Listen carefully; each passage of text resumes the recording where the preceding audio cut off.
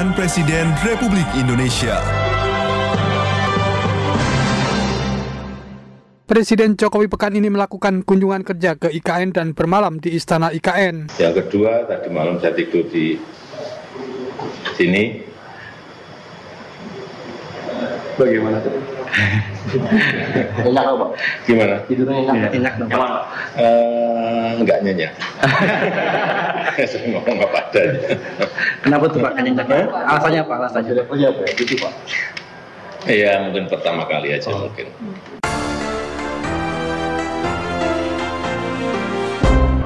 Presiden Jokowi menyampaikan permintaan maaf kepada seluruh rakyat Indonesia atas kesalahan dan kehilafan selama dirinya dan Kiai Haji Ma'ruf Amin menjabat sebagai Presiden dan Wakil Presiden. Izinkanlah saya dan Profesor Kiai Haji Ma'ruf Amin ingin memohon maaf yang sedalam-dalamnya atas segala salah dan kilaf selama ini, khususnya selama kami berdua menjalankan amanah sebagai Presiden Republik Indonesia dan sebagai Wakil Presiden Republik Indonesia. Inilah catatan Presiden RI, catatan tentang kegiatan Presiden Jokowi dalam menjalankan roda pemerintahan dan kenegaraan pada pekan ini. Bersama saya Musli, inilah catatan Presiden RI selengkapnya. Catatan Presiden Republik Indonesia.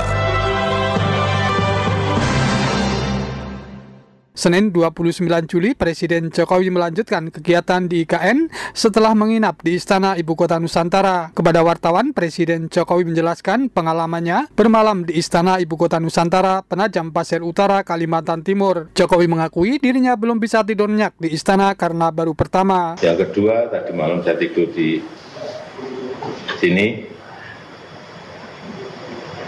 Bagaimana tuh? Enak Pak? Gimana? Tidurnya enak? Enak dong Pak? Enggak nyenyak. Saya ngomong apa adanya. Kenapa tuh Pak nyenyak? Alasannya apa? Alasannya apa? Gitu Pak? Iya, mungkin pertama kali aja mungkin. Masih belum nyenyak. Presiden Jokowi yang didampingi Menteri Sekretaris Negara pada kesempatan itu meninjau sejumlah ruangan yang ada di kawasan Istana Kepresidenan, termasuk kantor Presiden. Presiden mengatakan bahwa saat ini progres perkembangan pembangunan IKN masih berjalan dengan baik. Semuanya masih berjalan, dan hari ini saya juga akan menerima untuk rapat-rapat di sini, di ruang kerja Presiden. Senin 29 Juli, pada hari kedua kunjungan kerjanya di IKN, Presiden Jokowi melakukan sejumlah kegiatan, diantaranya menerima pimpinan Otorita IKN. PLT Kepala Badan Otorita IKN, Basuki Hadi Mulyono, kepada wartawan menjelaskan, dalam pertemuan itu Presiden menyampaikan sejumlah hal. Dan beliau menanggapi dan memberikan arahan fokusnya, pertama, utamakan partisipasi masyarakat, khususnya dalam penataan IKN ini. Jangan sampai masyarakat merasa terpinggirkan, tergusur, ataupun bahkan digusur. Ya, kayak kebetulan kami ada Deputi Kemasyarakatan ini, itu nanti dalam rangka menata kawasan di sekitar IKN ini, utamakan partisipasi masyarakat. Okay? Yang kedua, untuk investasi, beliau juga menyampaikan bahwa IKN ini akan menjadi contoh tata kelola manajemen pemerintahan yang baik dan cepat. Tidak cukup baik saja sekarang, tapi harus cepat. Okay?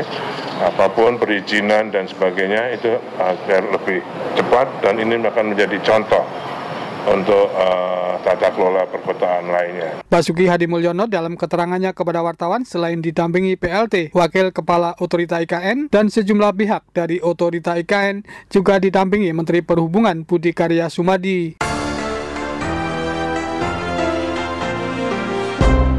Selasa 30 Juli masih dalam kegiatannya di IKN Penajam Pasir Utara, Kalimantan Timur, Presiden Jokowi menerima kunjungan pengurus Kadin Provinsi Kalimantan Timur dan pengurus HIPMI Provinsi Kalimantan Timur di Istana Garuda kawasan IKN. Dalam pertemuan itu, Jokowi mendukung peningkatan keterlibatan pengusaha lokal dalam pembangunan IKN. Kalau dari teman-teman HIPMI sudah menyampaikan sudah banyak keterlibatan teman-teman dari HIPMI, dari Kadin juga udah menjadi salah satu subkon. Tapi kan memang harapannya kami bisa jadi pemain utama.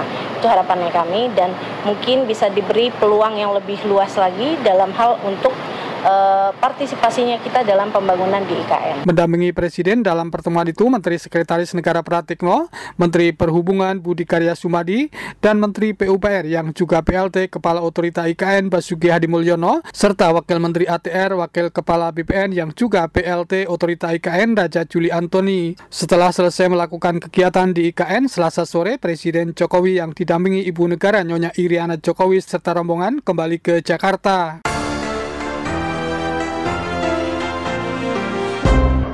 Rabu 31 Juli, Presiden Jokowi menghadiri refleksi dan catatan 10 tahun pemerintah Jokowi di bidang konstruksi, infrastruktur, dan investasi. Pada kesempatan itu, Jokowi menekankan fokus pemerintahannya dalam pembangunan infrastruktur dalam 1 dekade terakhir yang mencakup berbagai sektor. Sekarang ini berkompetisi, bersaing dengan negara-negara lain. Begitu konektivitas tidak baik, begitu infrastruktur tidak baik, siapa investor yang mau masuk ke Indonesia? Tidak akan ada. Karena infrastruktur menjadi kunci bagi datangnya investasi. Tetapi juga akan mengurangi biaya logistik yang dulunya biaya logistik kita kurang lebih 24%, sekarang sudah turun menjadi 14%, sehingga harga-harga bisa ditekan lebih murah dan itu terlihat dari angka inflasi. Kalau dulu angka inflasi kita 8, 9, bahkan 11, sekarang ini bisa ditekan di bawah 3%. Dan terakhir di bulan yang lalu berada di angka 2,58%. Jadi pembangunan itu berentetan kemana-mana, tidak hanya berfungsi untuk satu, tetapi akan berentetan kemana-mana. Selain itu, Presiden Jokowi juga menegaskan pentingnya perhatian terhadap landscape dan lingkungan dalam setiap proyek konstruksi masa depan. Mendampingi Presiden Jokowi dalam kesempatan itu, Sekretaris Kabinet Pramono Anung, serta PJ Gubernur Provinsi DKI Jakarta, Heru Budi Hartono. Kamis 1 Agustus, Presiden Jokowi setelah menghadiri acara di GCC kepada wartawan menegaskan Indonesia mengecam keras aksi kekerasan dan pembunuhan terhadap seorang tokoh Hamas, Ismail Haniyah. Presiden menyebutkan pembunuhan pemimpin politik Hamas tersebut merupakan sebuah bentuk kekerasan. Ya, itu sebuah kekerasan pembunuhan yang tidak bisa ditoleransi. Dan terjadi di wilayah kedaulatan Iran. Saya kira semua termasuk Indonesia mengecam keras kekerasan dan pembunuhan seperti itu.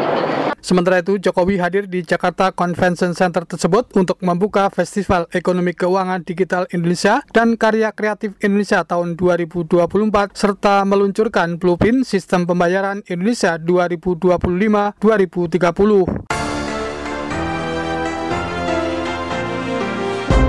Kamis 1 Agustus, pihak Istana melalui Kementerian Sekretariat Negara menyampaikan berbagai rangkaian dalam rangka peringatan Hari Ulang Tahun ke-79 Kemerdekaan RI. Menteri Sekretaris Negara Pratikno menjelaskan pelaksanaan peringatan Hari Ulang Tahun ke-79 Kemerdekaan RI tahun 2024 diselenggarakan di 2 lokasi, yaitu di IKN Penajam Pasir Utara, Kalimantan Timur, serta di halaman Istana Merdeka, Jakarta. Kemudian yang istimewa, apel kehormatan dan renungan suci diselenggarakan di 2 tempat, yaitu di Taman Makam Pahlawan Kalibata dipimpin oleh Bapak Wakil Presiden, kemudian di Taman Kusuma Bangsa di Ibu Kota Negara, di IKN, Ibu Kota Negara Nusantara, dipimpin oleh Bapak Presiden. Itu diselenggarakan dini hari tanggal pukul 00, tanggal 17 Agustus. Kemudian paginya upacara detik-detik proklamasi kemerdekaan Republik Indonesia.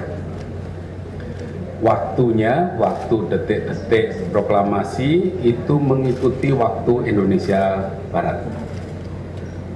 Nah, upacaranya, tata upacara militer itu dilaksanakan di IKN dengan Inspektur Upacara Bapak Presiden, sedangkan acara upacara di halaman Istana Merdeka Jakarta itu mengikuti tata upacara militer di IKN. Kemudian upacara penurunan bendera Sang Merah Putih juga diselenggarakan di dua tempat, baik di IKN maupun di halaman Istana Merdeka Jakarta. Itu agenda pokoknya. Selain agenda-agenda pokok tersebut, ada juga yang menarik, ada prosesi kirap pengiriman duplikat bendera pusaka Sang Merah Putih dan naskah proklamasi dari Monas ke IKN. Pada kesempatan itu, Pratikno juga menjelaskan pihaknya mengajak seluruh lapisan masyarakat baik di dalam maupun di luar negeri untuk turut memeriahkan bulan kemerdekaan tahun 2024 ini dengan berbagai kegiatan positif. Masyarakat juga diimbau untuk dapat mempercantik bangunan, jalan-jalan, serta lingkungan dengan ornamen Hari Ulang Tahun Kemerdekaan RI.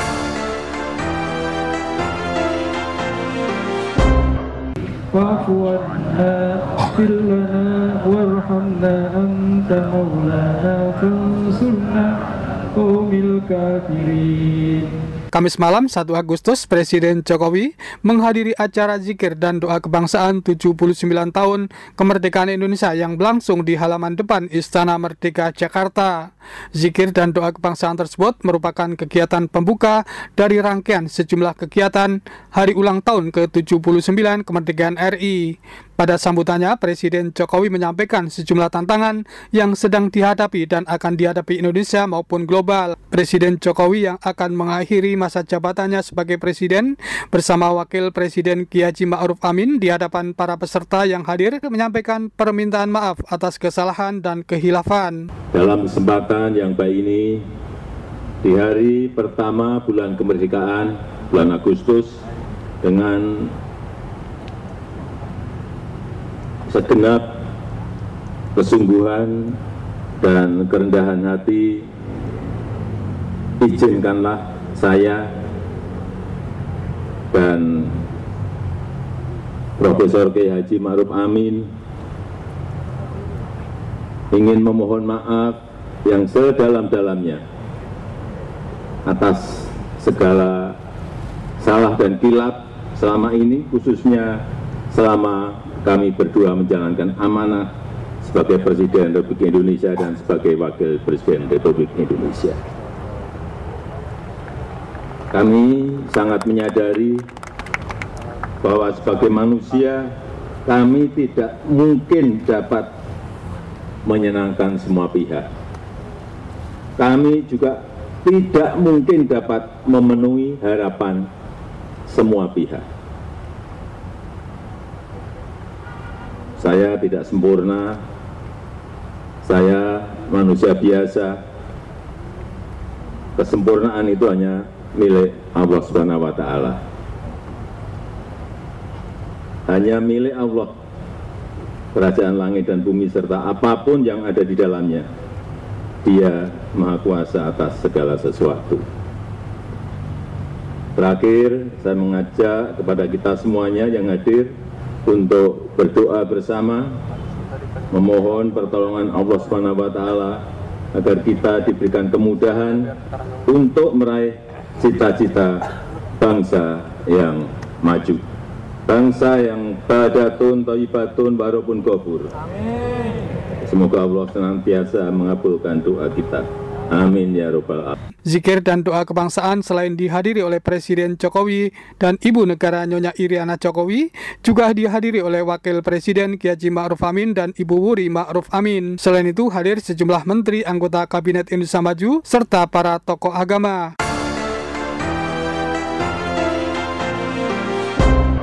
Demikian catatan Presiden RI Bayu Istiqlal, Hutomo Budi, dan saya Muslih melaporkan.